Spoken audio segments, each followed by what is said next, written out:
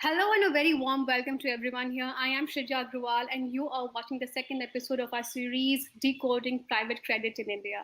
In the first engaging episode of this series, we discussed the impact of the COVID-19 pandemic on the direct lending space in India and unravel what are the macro drivers that have led to a substantial increase in this asset class while also highlighting the space for its further growth.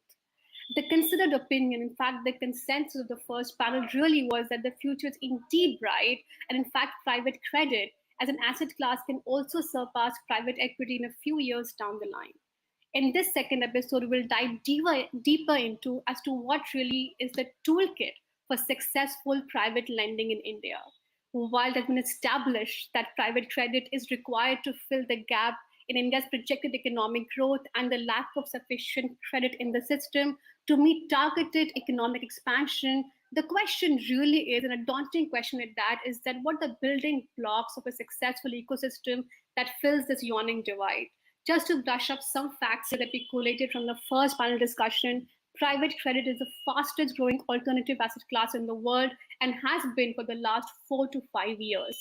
Evolved since the 2009 global crisis, a lot of debt capital has been flowing into the world through asset managers rather than banks. It is up to $1 trillion in size now. Bank lending, as we all know, is shrinking on accounts of almost all the increased regulations. The ability of independent asset managers to up this share bucket by banks is only increasing and is a trend globally. Post the IL&FS crisis and the continued bank NPA crisis, credit in India has become a huge void as growing companies and troubled companies need this credit to meet the expansion demands. As NBFCs are vacating that space, alternative asset managers are only entering the space. Private credit as an asset class is still scaling up, albeit on a relatively slow base and a smaller base in India. India is about a $3 trillion economy growing at 6 to 7% real growth rate, critical market of size and real growth potential here. Capital shortage to fund this growth is humongous and huge. Corporate debt to GDP ratio is about 50 to 60% as compared to other markets of the world, which is 110%, indicating large growth potential. Presence of credit bureaus in India aids the growth of the market and also enables technology to play a critical role in diligence and credit pricing. There's a large opportunity to grow this asset class to about 25 to $100 billion in the next 4 to 5 years and could actually grow to be larger than the private equity industry. What we are witnessing today is the fascinating building of a working model to take private credit to the next level in India with practitioners, including those on this esteemed panel working day in and day out to practically demonstrate the advantage this form of capital provides in terms of being flexible and actually providing solution capital to companies whom they lend to. This is even more relevant given the need of so many basically sound companies that have been extremely battered by the black swan event of the pandemic and the continued business uncertainty. Amid the continuing pandemic and economic turbulence and challenges faced by traditional lenders, private credit will be crucial, if not the crucial catalyst for opening up endless possibility for Indian businesses as they navigate the next turbulent, next normal. Please help me welcome a sheer brilliant panel to discuss what really is headed for private credit in India as we move forward. Please help me welcome Abizer Diwanji, who is the head of Financial Services EY, Vishal Goenka, Managing Director and Head of Credit for Asia Pacific based of Singapore at Deutsche Bank, Viswanathan, partner Cyril Amarchand Mangaldas, and Manish Jain, head of India at SSG Advisors LLP. Gentlemen, thank you for talking to me. It's my sheer pleasure and privilege to be hosting you as a special series called Decoding Private Credit in India. It's our second dispatch. All of you, I'm not sure if managed to have a look at the first episode, and there were some very interesting recommendations and takeaways from there. And I'm hoping this panel discussion is also extremely meaningful and worthwhile to all our watchers and readers. My first question is an open-ended question, really, and perhaps I could begin with you, Abizer, here, just by virtue of your position in terms of interaction with various stakeholders. And an open-ended question is that, can you perhaps provide a borrower's perspective on private credit? What makes it an attractive source of capital? And in what circumstances, situations is it appealing? We have divided this entire conversation into large 4 parts. First, we'll begin with the borrower's perspective, getting into investor perspective, then the challenges and the regulatory hurdles. Over to you, Abizer. Thank you, and welcome everyone. Why would a borrower go for private credit? And very importantly, a borrower has to believe, and an investor obviously has to believe, that this is a good business put into a bad capital structure. And only when you have to correct that capital structure is when people would want to go for private credit. Now, the other important thing is, especially with an Indian perspective, is that credit in India, which is primarily bank credit, we don't have a vibrant corporate bond market to go by. But private credit in India is pretty much bank credit. And when it is bank credit is very straitjacket. It basically says you need to have a loan or a term loan or a working capital loan. Working capital loan has to be mapped by, and especially when you borrow from public sector banks, there used to be a concept called maximum permissible bank finance. And by the way, that concept still exists today, though it's been made redundant. And that's how lenders normally calculate how much finance is available. Now, business obviously is not straitjacketed. And the room for private credit is that private credit is flexible. It comes to you with a pattern as to how you can devise your businesses. A couple of transactions which I can illustrate where we have kind of used this more effectively is I know for a fact that there was a company which was asset rich but had to phase out its monetizations. And the bank's credits were due because they were straitjacketed credits. The credits were due. But the company's operations suffered for COVID and for other reasons. And hence they could not pay up the credit. What they could then do is, because they were phasing out their asset monetizations, they needed somebody to come and replace the banks to provide them with credit which matched the expected monetization norms. And that is where it was very important that private credit came. Another situation which is currently live is a situation where, because of COVID, the operations got impacted. And this is the real estate sector. And one can realize, in the real estate sector, asset sales got sluggish. And fundamentally, to fund those asset sales and to fund the constructions around it, you needed a lot more of capital, not only as funded capital, but sometimes even to fund bank guarantees. And cash collateral was required. An interim funding structure was put into place. Though this company, by the way, went under the straitjacketed scheme of OTR, which is basically a one-time restructuring, it still needed enough capital to make sure that asset monetizations and creations of assets happened. And for that, they had actually gone in for a private credit situation. So that's another situation. There are third situations is where a company just does not want to, and especially the Indian banks who hold NPAs against the quantum of debt that sits in a company. All they had to do was basically cut the debt out and do a one-time settlement. And that one-time settlement was funded by private equity, private capital.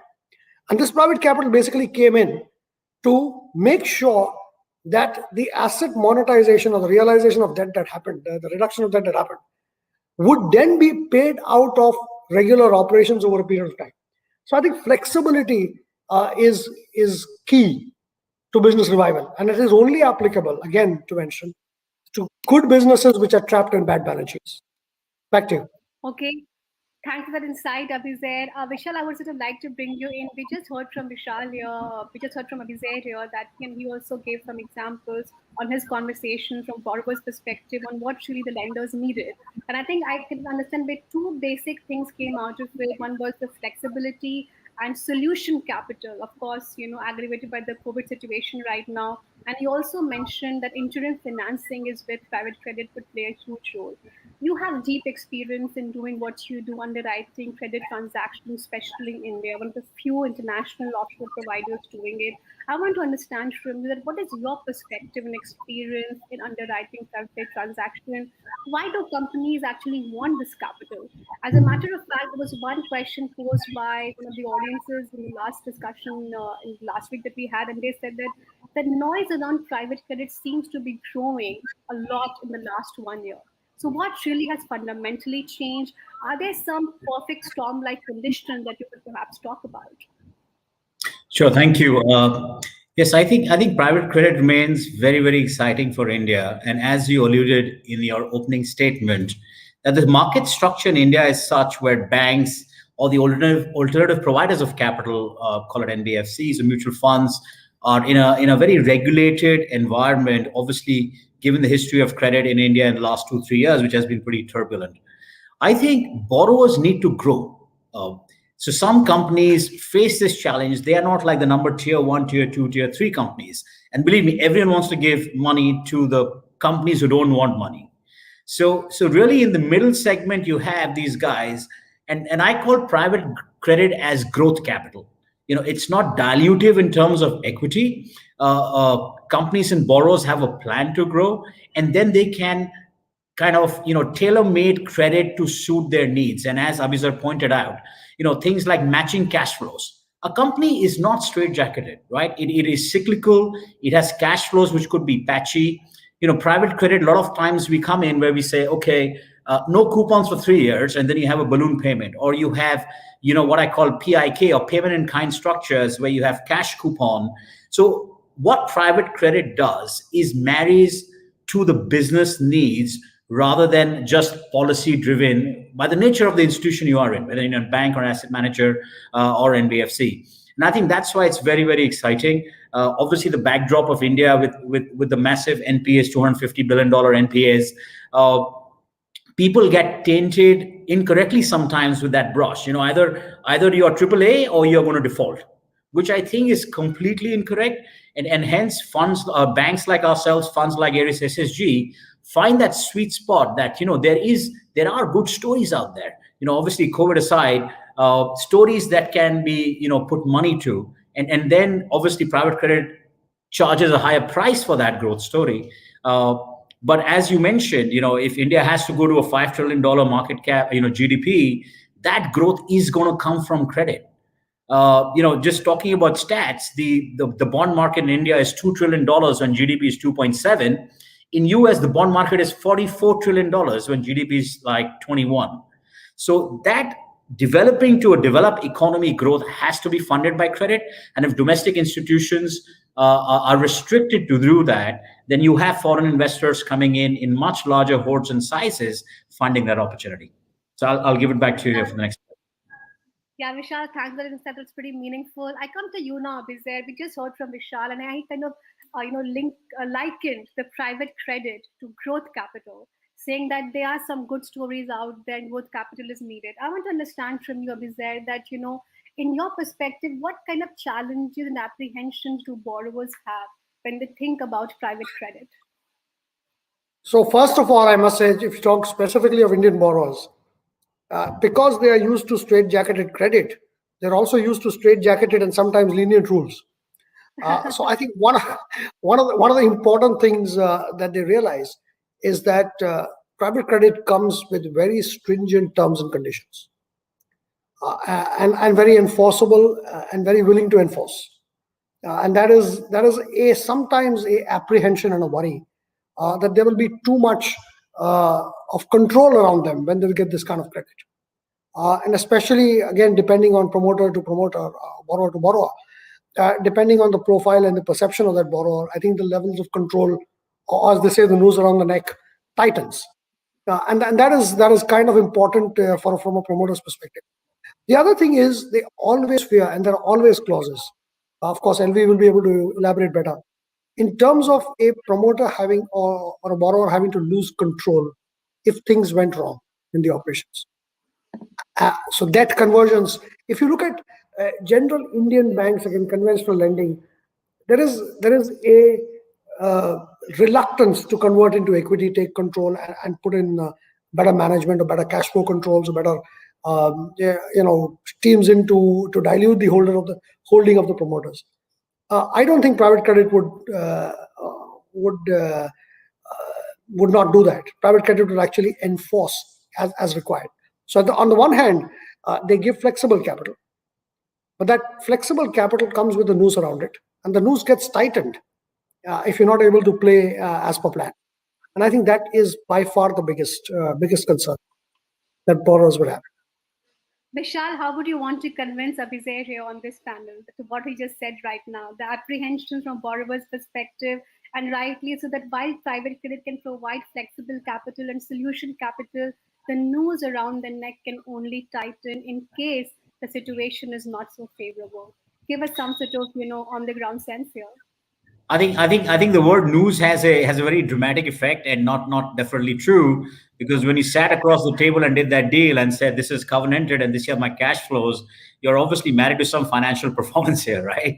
So the whole reason private credit exists is to help a borrower realize his plans. And of course, for anybody putting money on the table, you have to safeguard yourself, because a lot of times this is fiduciary money that funds, global international banks are playing with, and need an enforcement route if things go wrong.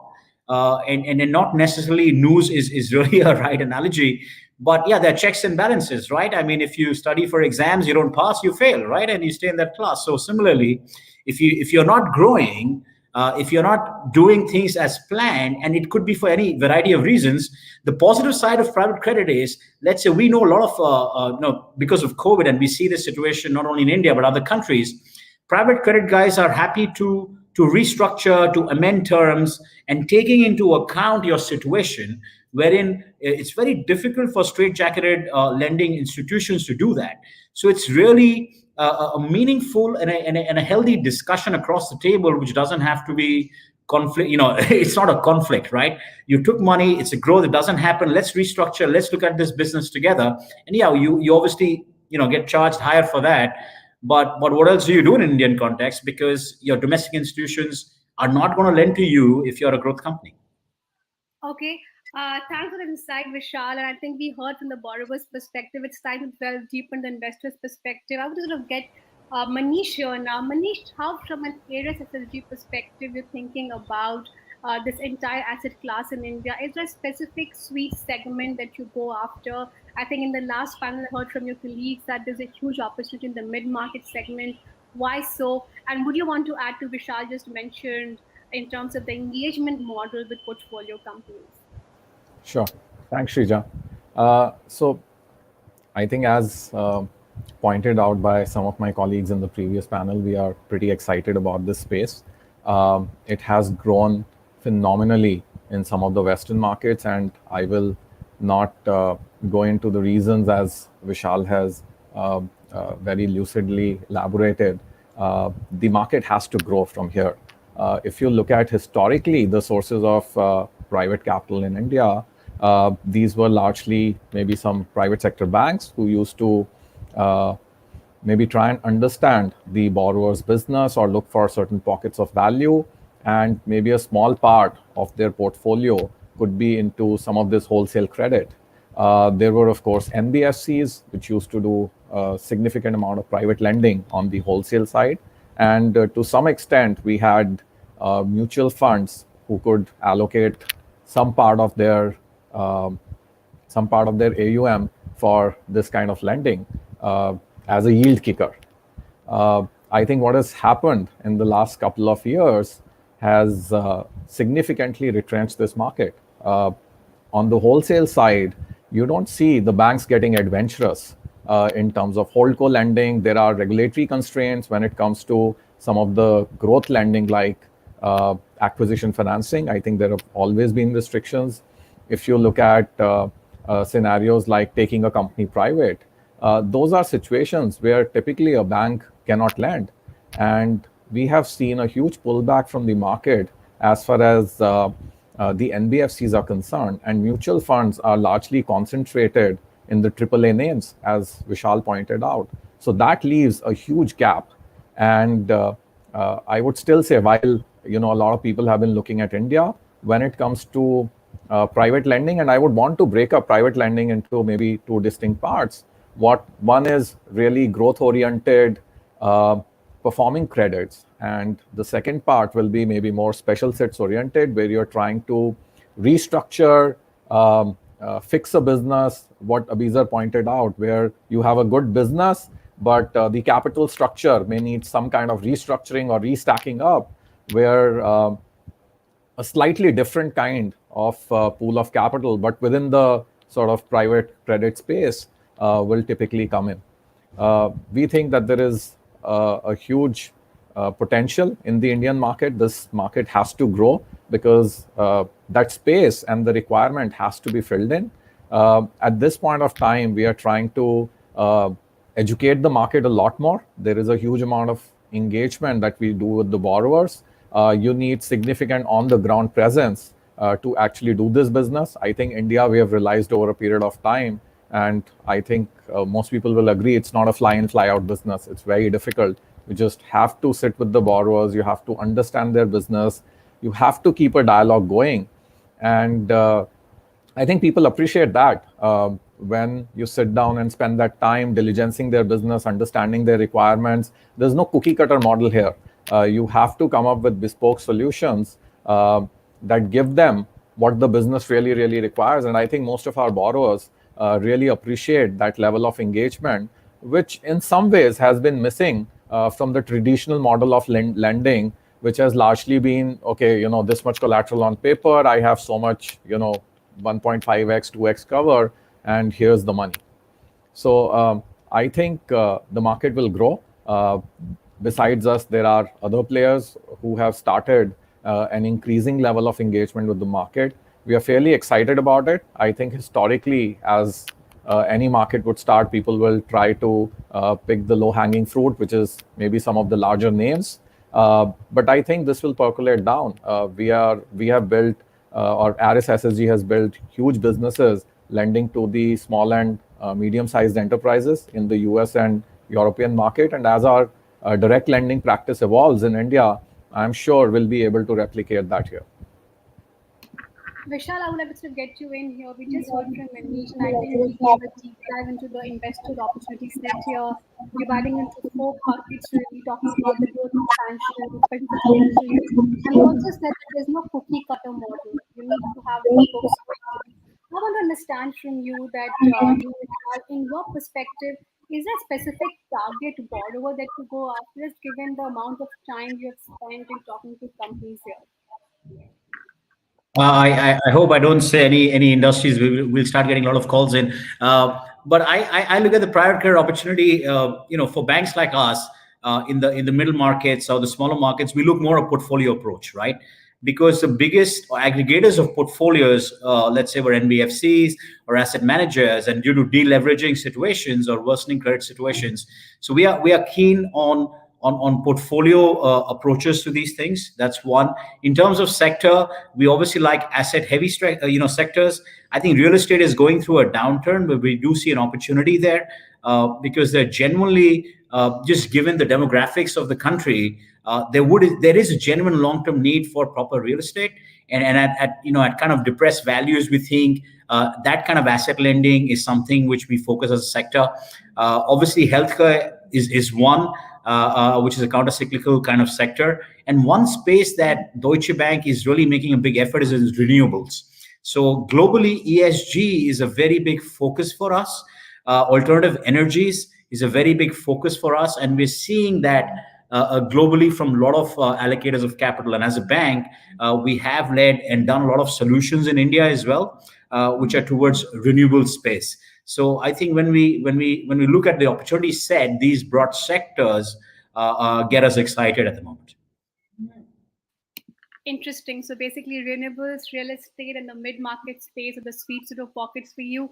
I want to sort of get you, Mr. Viswanathan, here. You heard from both borrowers' perspective and the investors' perspective. What one really gathers is that there's a huge opportunity set out there. But additionally, the bank lending has not really catered to the growing demands of the Indian corporate, Indian Inc., and especially to what Abizer also pointed out, that there were specific kind of situations, brought to the limelight, especially in the COVID environment, and perhaps flexible capital, solution capital was needed here.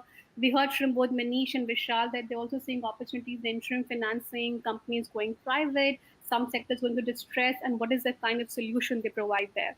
Historically, there have been also some mistakes that we have done when we talk about the private credit, the private debt market. I want to understand from you, how can we sort of, avoid those as we go forward? What is your view there, especially in your conversation with various stakeholders? Sure, thanks. I think the private credit players have really come in to, fill a gap which is there in the market, which is largely because of, regulatory reasons as well. There are regulatory drivers on what, banks and NBFCs can do and cannot do. And there are several situations where private credit players are coming in to provide, for example, exits or takeouts to Indian banks. So in that sense, I see this as a complementary role as well. It's not either or. It's a very complementary role for private credit players to come in and provide takeout for Indian banks, because that will help the banks sort of get their capital back as well. So I think the drivers could be regulatory. The drivers could be the nature of the business.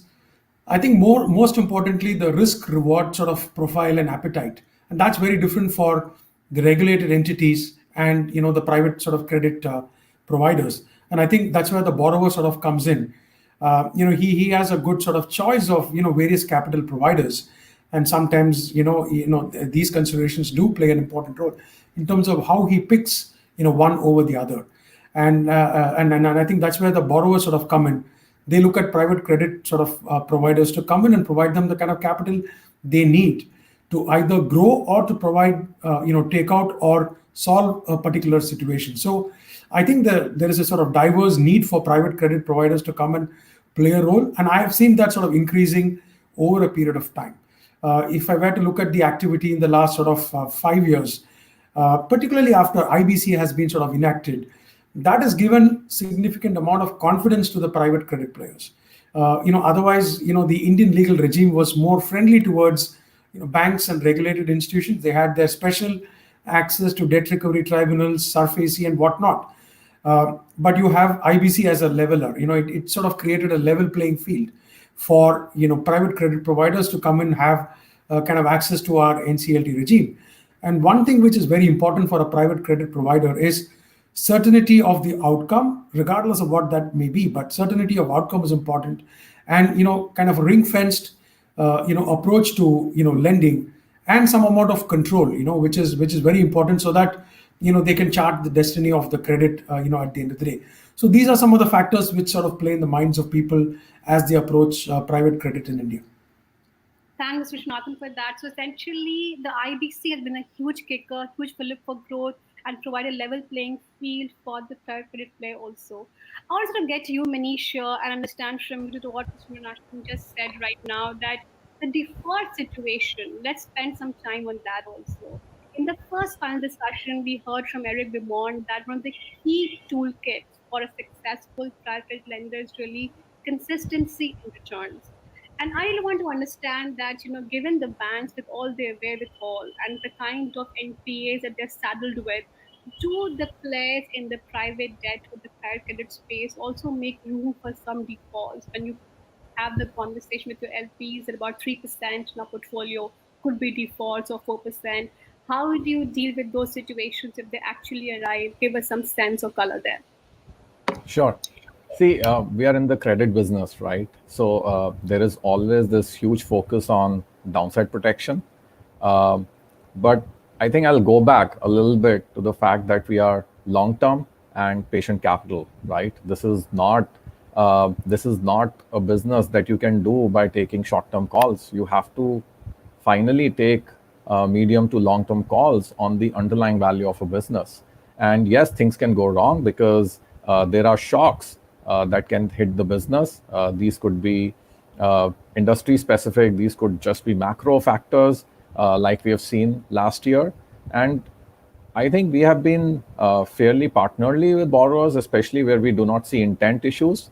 And I think the long-term capital and the understanding of the nature of the business gives us that ability to also be flexible in terms of sitting down with the borrower and working out solutions. If there is fundamental value in the business, while there could potentially be a default situation on paper, hopefully the loss given default is close to zero. And that is what we underwrite with. That even if there are issues or problems, they tend to be temporary in nature. It could be, let's say, a cyclical industry. We have seen how the cycle has moved in the steel industry, for instance, right? And we have the ability with the long-term capital to ride out some of these temporary issues. So I think in the private credit space or any credit space, typically, unless you're doing special sits with significantly higher returns and the higher risk as well, I think direct lending space, you're trying to deal with more growth companies. You're trying to get into situations which are really performing and have nothing to do with stressed or distress kind of a scenario. Now, this could be reasons for speed. It could be because the company can't access that specific capital because of regulatory constraints, as I mentioned, acquisition financing, taking your company private, etc., or just mezzanine financing at times, right? Essentially lending against equity. I think all these situations, you just have to understand the business. And once you're convinced about the fundamental value of the business, there can be dips, but hopefully we ride that out. Okay, Vishal, I would sort of like to bring you in here. We just heard from Manish, and he spoke about the fact that structuring of investment becomes the key here. Can you sort of spend some more time talking about structuring and how do you sort of go about doing that to addressing those risks and challenges? And especially, he said that when there are default situations, there's a conversation across the table with the borrower, and there's a natural affinity to get into more growth situations vis-a-vis more stress situations. What really is your sense there? So I will address the default. I will address the default situation first. Like when you invest in any asset class, let's take equities, right? So it could go up or it could go down, like theoretically speaking, right? So in credit, there is a natural tendency, and if you study S&P and Moody's, which are global rating agencies, globally they have these default probabilities across the world, 3 to 5% sometimes, and depends on what cycle that they are in. So it's natural for credit as an asset class to always take that default rate, kind of priced into your portfolio. Now, having said that, that only exists if what happens after default regulatory regime is pretty strong. And hence, I think it's really booming in India because of the IBC and all the good work that has happened around the IBC. And just a case in point that the bankruptcy Chapter 11 in US took 12 years to come into being, and we are only 5 years old, and we've seen some very large resolutions that have happened. We've obviously had a landmark NBFC out-of-court resolution that has happened. So I think the market is really maturing. So as you strengthen what happens post-default, that will spur the growth of your private credit market. So when we underwrite this risk, we're not scared of default.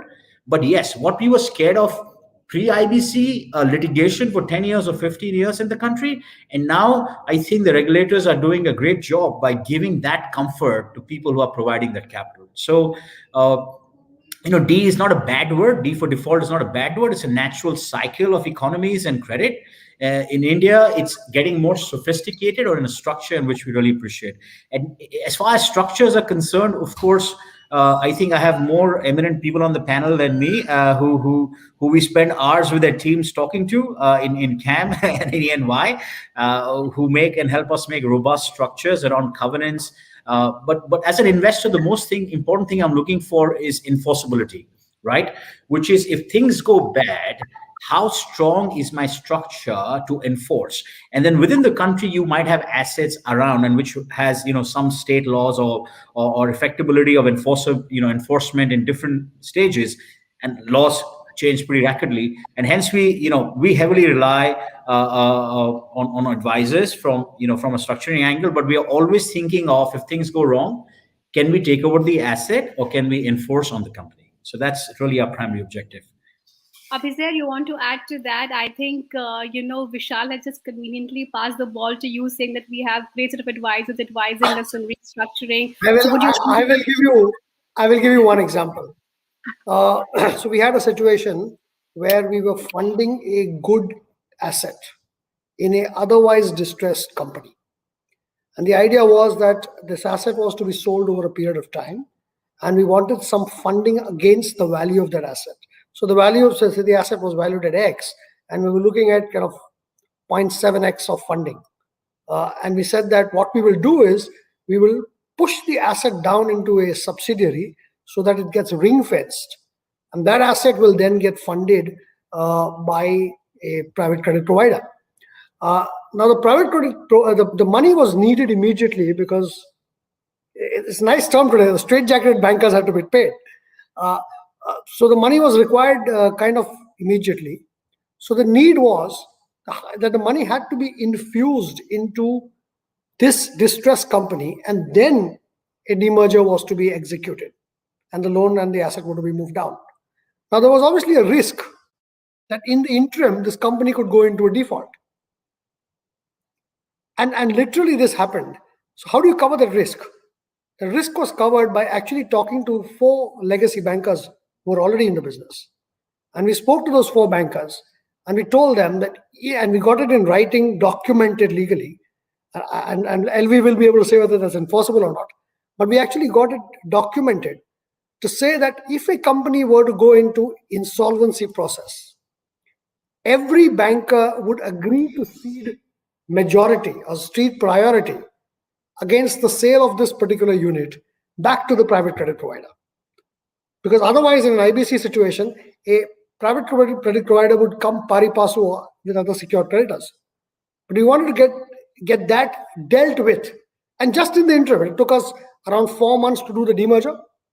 So for those 4 months, we created a structure. If you talk about mitigating risk, this is how we ended up mitigating the risk. Luckily, the company did not go into NCLT, and hence we could test whether our mitigation was good enough or no. But that's one example. So there are many others where, as Vishal mentioned, the covenanting gets stronger. Now there have been many other instances where you do funding at a holdco level, promoter funding, what Manish spoke about. And the only security that you really have is equity shares. And if you're a foreign fund, the convertibility of those equity, of those debt into equity, sometimes is governed by FDR rules. And if the FDR rules don't permit, you're kind of stuck. And there have been situations like that, which I'm sure people on this panel are aware of. But those situations have to be dealt with. So I think that, especially in a country like India, where capital controls exist, especially on foreign capital, structuring gets extremely complicated. Okay. Thanks for that insight, Abizer. I think Vishal, I hope Abizer has sort of answered your question, and I would like to sort of get Mr. Viswanathan in here. I think very important aspect of this entire conversation also dwells on the regulatory aspects, really. And I want to understand from you that, how has the regulatory environment in the private credit space really evolved over time? And what's really increasingly the demands from various stakeholders to the government, and how can this space become more robust? I think it's improved quite a bit over a period of time. I have seen the regulatory environment for private credit really sort of improving. Whether in terms of end use, sources of capital, types of instruments. We've got sort of platforms, like an FPI route or an AIF route, all of which can be used for private credit, and pretty much you can provide in a regulatorily compliant way. Almost all the needs of capital for an Indian corporate, except some prohibited kind of activities which are in the negative list. So I think the regulatory environment has improved quite a bit. If I look at the distress space again, with a combination of an AIF and ARC and issuing sort of security receipts, again you can provide the necessary sort of takeout for the Indian banks as well. By bringing in all of this. So I think the regulatory sort of structure has sort of evolved quite a bit. And also the enforcement regime has sort of brought in a lot of parity for the private credit providers. So I think we've done quite well in terms of attracting the private credit players through giving them various sort of options and platform to come in and sort of participate. Structuring and on a deal by deal basis, it really depends on what the deal economics are. I think the simplest principle for any credit will be closer to the asset. So there'll be a general tendency to avoid holdco situations if you can help it. But there could be other covenants you have to work around, etc. So those kind of situations we've got to see on a deal by deal basis. But if you stick to your fundamentals of being closer to the asset where you're relying on, you'll largely be able to sort of take care of yourself. And the principles which are followed, ring fencing and control over the asset, control over the cash flow, control over the residual equity value. I think if some 3-4 basic sort of principles are sort of adhered to, I think you should not have any cause for concern. Okay. Thanks for the insight, Mr. Viswanathan. I come down to now you, Abizer, and then Manish, and then Vishal. As to your final remarks, on this discussion, I think we had a very meaningful discussion here today. We unraveled various aspects of private credit toolkit. Before I get into rapid fire, taking questions from the audiences, your last concluding remarks. Over to you, Vishal, then to Abizer, and then to Manish. Yeah. Okay, yeah. So I thank you for the opportunity on speaking here. I really think that for credit investors and all, the large ecosystem of credit providers that exist in India, it's a very exciting time. I know it's been challenging for the last 2-3 years, but I think the opportunity set is quite phenomenal. And what I've observed is all the players and participants are learning pretty fast in the last 2 to 3 years. Uh, the IBC structure has kind of, if I use the word news from Abizer, it's not the lenders, but the IBC structures put a news to the borrowers to do the right thing in terms of where the lenders are concerned. So we are very excited about this space, and I think there are a lot of good stories to talk about. And I know we are running short on time, but we've seen out of NCLT stories coming to fruition. There is a genuine discussion between borrowers and lenders out here. And I think this opportunity set is there for 3 to 5 years. We need stabilization of NPAs in India, where banks can go back to their original lending mode, which used to exist 5 to 7 years. And hence the opportunity is not 6 months or 1 year, but for investors like Ares, for ourselves, domestically and internationally, we see this as a 5 to 7 year play, really. So I think it's good tidings. Do not be frustrated and stay the course. Okay, Manish. Yeah, I think I would echo what Vishal said. I would think it's much longer than 5 to 7 years, and will continue to grow. Look at the GDP growth in the country and the aspirations of where it should be. That is nearly impossible to achieve if you do not bring in sufficient amount of private credit to fuel some of that growth. And over a period of time, as we have seen in most of the developed markets, the size of the private credit invariably is multiples of what private equity size typically is. So we are fairly excited. I think one more point which I would like to mention is, since you had raised the issue about challenges, is we are also seeing an increased amount of very positive dialogue amongst the co-lenders, including whether it's bankers, private investors. I think that was actually non-existent 4 or 5 years ago. So I think the existing lenders in the market also realize that the private credit is playing a fairly important role in fueling the growth of the companies, in some situations providing the right solutions, which also relieves the stress or prevents stress for the other lenders. And I think that whole mindset, which is becoming more and more solution oriented from a borrower's for the benefit of the borrower, I think holds us in very good stead for the long term.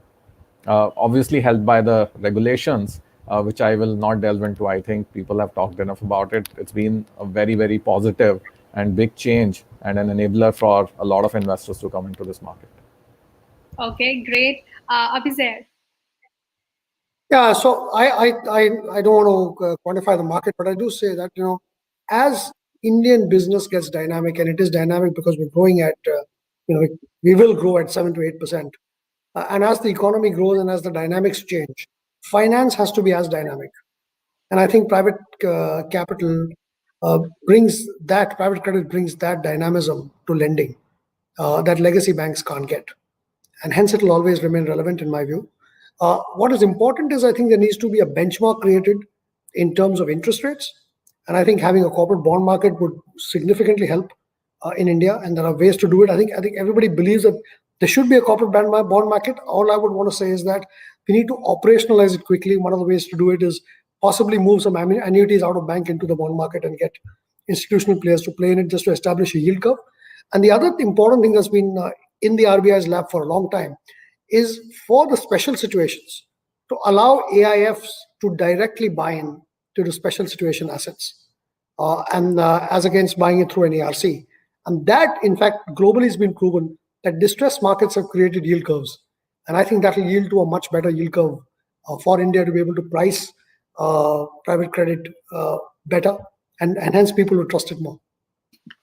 Thank you, gentlemen. I think we had an excellent discussion here and we covered so many aspects of private credit. I think it will be extremely meaningful to our watchers here. And it's time for some quick rapid fire. And I would like to begin with Vishal. My first question to you, if you were stuck in an elevator with Madam Finance Minister and you would do a 2-minute elevator pitch to her on how to deepen the private credit market in India, what would that be? Well, I'd be lucky to share the space, and I would say allow loans to be bought directly by FPIs and foreign investors, which is not the case right now, because the solution that the India needs is a combination of foreign and onshore capital, and obviously all the efforts on IBC. Please accelerate that, and which is going on. I think just these two things will dramatically change the market, in my opinion. Your advice to your counterparts in the private equity space? Question still to me? Okay, in the advice to counterparts in private credit space. Private equity. Oh, private equity. Sorry, what is private equity? No, I'm kidding. I think given where the situation is in India right now, private credit is gonna lead to growth, right? So as Manish alluded, that private credit is a multiple fold of private equity market in India. And my advice to them: watch out, we are coming. You want 25%, we'll do it at 18%. Okay. Mr. Viswanathan, I come to you now. If you were to give me sort of one voice of concern to the private credit players who are listening to you, what would that be? So I think we need to sort of reimagine a little bit of our NCLT system. I think we will need to sort of invest more in the framework which we have created. Currently they are handling a significant amount of load, from the legacy cases. With the moratorium, about to be lifted in a few, days from now, I think there is just a legitimate, concern that have we invested enough? And I think it's a collective responsibility. I think we need to strengthen the hands of the NCLT and the judiciary to deal with, the kind of cases we need to deal with. I think that's going to be very important for private credit to have confidence that yes, we have a legal system which will sort of back us up. India is known for its rule of law, so the outcome will be fine. But I think the time part of it, we just need to always be mindful of it. Okay. And the fact that private credit will surpass private equity in 5 years down the line, what is your view? No, I mean, I quite sort of, I see the point of view, because when I look at situations where, banks are, about to sort of call a default with a borrower, there is a choice, right? There is a choice for the, Indian promoter at that point of time.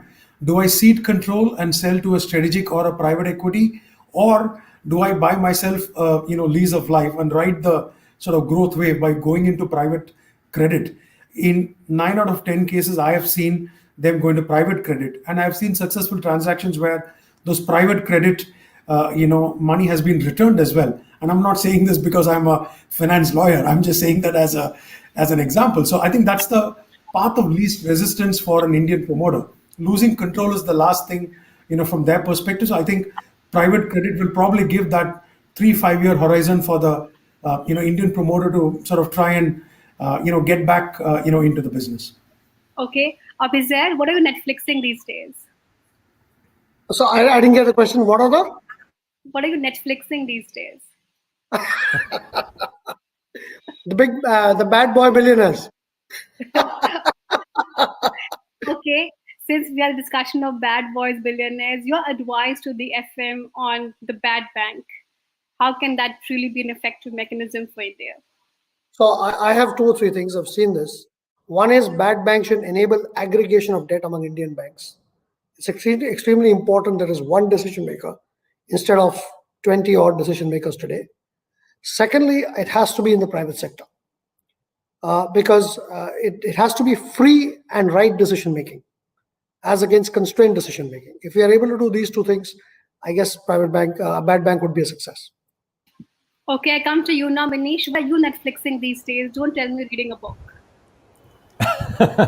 I wish I had the time to Netflix, but I guess keeping up with the cricket match itself is turning out to be a challenge. This is March. I think busy with a lot of deal making. If I get a chance, I try and catch up on the Ozarks a little bit, but way to go on that one. Okay, an asset manager across the world globally, which you sort of are completely overawed with. if you're talking about a global asset manager, I would say there are many that we really admire. Of course, we are now part of one. But if I were to look at competition, I would say Blackstone. I think they've consistently done well, especially in India. They started their real estate strategy about 12, 13 years ago, right time, largest asset owner. And I think on the private equity as well, they have turned around big time from when they started and took a few hits. But I think they built great businesses. So really admire them. Okay, so thank you, gentlemen. There's some questions coming from our audiences, and I think let's just take them. How will deal activity recover? Are you spending more time doing new deals or portfolio management? Maybe Manish or Vishal, either of you can take this up. Yeah, I'll go first. Yeah, so I think portfolio management was part of the process in the throes of COVID last year. But I think as a bank, we it's a parallel track. It's not if or, right? So we're running parallelly where we have to deal manage situations, and that's where the beauty of private credit again, where we are amending, extending, changing covenants or whatever, but really spending a lot of time on new deals. And as I think Vish pointed out very clearly, when the morat ends, then we're going to see what happens, because we would think there would be a big spike in NPAs in the country, or companies being caught out of from morat, and we think of that as an opportunity. So you really have to run a parallel strategy and not an alternative, like one or the other. Okay. And again, there's a question that what is the level of engagement with portfolio companies? What kind of support do you provide? Yeah. See, I think the level of engagement is fairly intensive, whether it's in terms of, see, we can't obviously run the businesses, but I think globally we have a lot of capabilities. We have portfolio management teams with very deep expertise in certain sectors. We obviously have global relationships. So bringing those to the table, bringing in our experience from different situations across the world, I think that itself is a huge value addition. I think what borrowers also benefit from is some of the financial discipline and I think maybe a longer term view that sometimes we bring to the table. So it's fairly intensive. We don't roll up our sleeves, unlike, let's say, maybe some of the private equity guys will end up doing in their portfolio companies. But I would say compared to other lenders like banks or mutual funds or NBFCs, the level of engagement is fairly intensive. Okay, there's another question. How is the fundraising environment for private credit? Have LPs start asking more questions? Is there more communication between LPs and GPs now? Always. I think LPs, they are excited about the space. There is, I guess, in some ways, right, that chase for yield across the world. And people are looking at Asia. India is a very exciting place to be for most LPs. And in order to understand the space better, in order to understand our track record, pipeline, what are the various things that we are looking to do, our views on the market, sectors, I think that engagement is always very intense. And now I think with the much bigger Aris platform, with over $200 billion of AUM, I think that engagement is higher than ever. I'll just probably add on to that if I can. I think the foreign flow of capital in the region, Asia Pacific, is pretty large. To give anecdotal evidence, doing billion-dollar deals in private credit in Asia Pac was not possible 3 years, 4 years ago, and now we see lots more. Even when we started doing India, solutions were around 200 crores, 500 crores, 1,000 crores, and now we start talking about solutions around 5,000 to 10,000 crores. And I do know of capitals, global capital, which is like, okay, I want to do India, but can I invest 500 million in one go, $1 billion in one go?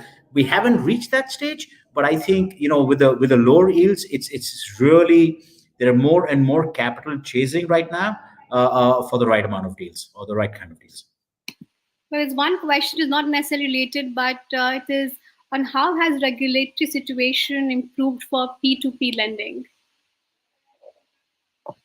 Okay, Mr. Viswanathan, you want to take that up? Okay, I think we can skip that one because I think it's sort of, yeah, you're on mute, Mr. Viswanathan. You want to speak? Yeah. I mean, intermediation is a completely different sort of ball game. It's not the same as the topic we're discussing, which is sort of private credit. That brings a whole set of issues here. It's definitely not a comparable situation. Okay. What is your view of competition in your industry? So I think significant amount of competition coming in. Obviously, we've been in India for a very long time. The team which runs this has over 2 decades of experience on the ground. We've always had local presence, and we welcome healthy competition. The size is growing. We actually actively work with a lot of our peers to bring them into deals or show them deals. I think a couple of sets of eyes is hugely better than one. So there is a lot of collaboration which actually happens across players. I think Vishal can probably talk a little more about this because they have created multiple syndicates where multiple investors have come in and resolved a lot of situations or lent in specific situations. So I think in a growing market, you'll always expect more like-minded people to come in. And I think it's all positive for the industry and the country. Okay, I think it's one last question. I think it's an interesting question that can deals be done virtually? The answer is yes. Well, there are enough fintech platforms doing that. We'll see what the outcome is, I guess. You can always do stuff virtually. I think ultimately the success will lie at the time of exit, not at the time of entry. Okay. My sorry. Yeah. Sorry. 2 cents in this. I think virtual is great to deliver some aspects of it, but ultimately, when you're lending in private lending space, you have to do due diligence, whether it's an asset. You really have to do due diligence on the sponsor and the promoter, and I think body language and looking into the eye sometimes gives more than a screen. So I don't think it will.